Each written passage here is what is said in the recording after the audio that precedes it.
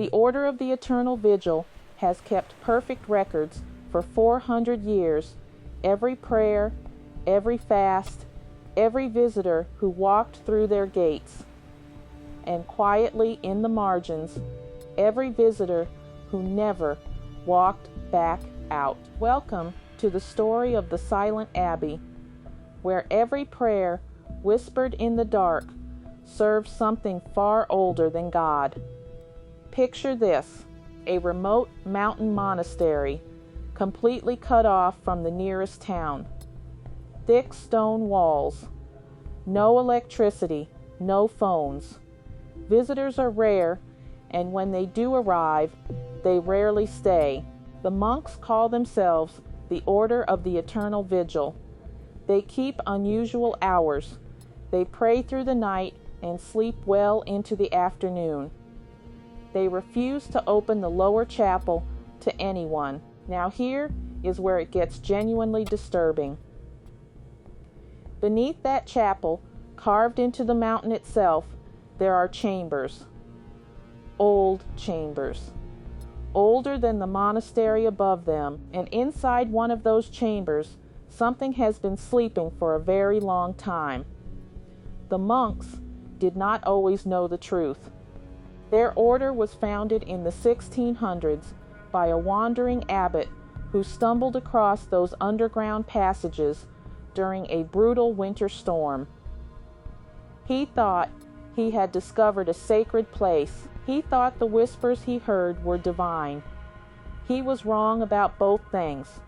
What he had found was a creature of immense age and patience, a vampire who had been driven underground centuries earlier, exhausted, wounded, forced into deep slumber to survive. The abbot made a choice that night that would define every generation of monks after him. He stayed. The arrangement became doctrine. The monks provide protection, silence, and discretion. They keep outsiders away. They manage the creature's occasional feeding needs, bringing isolated travelers into the fold, framing disappearances as departures. In return, the entity offers something the monks genuinely desire, something no scripture could promise them. Proof.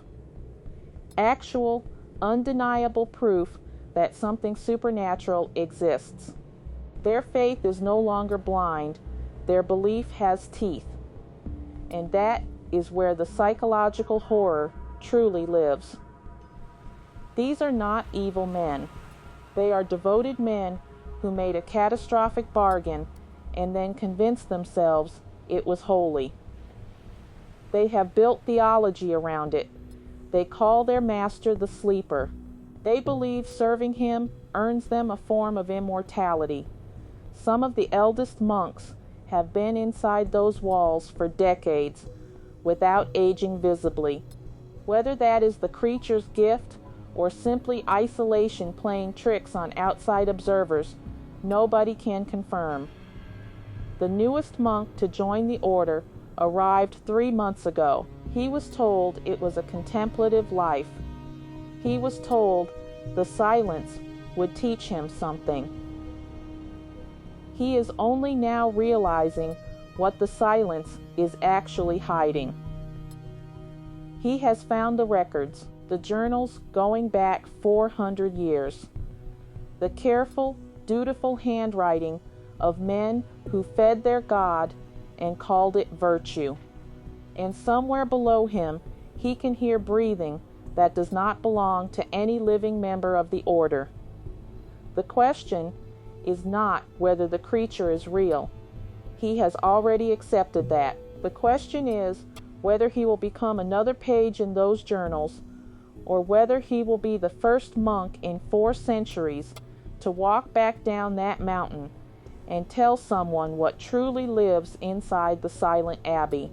Some silences are kept, and some silences keep you.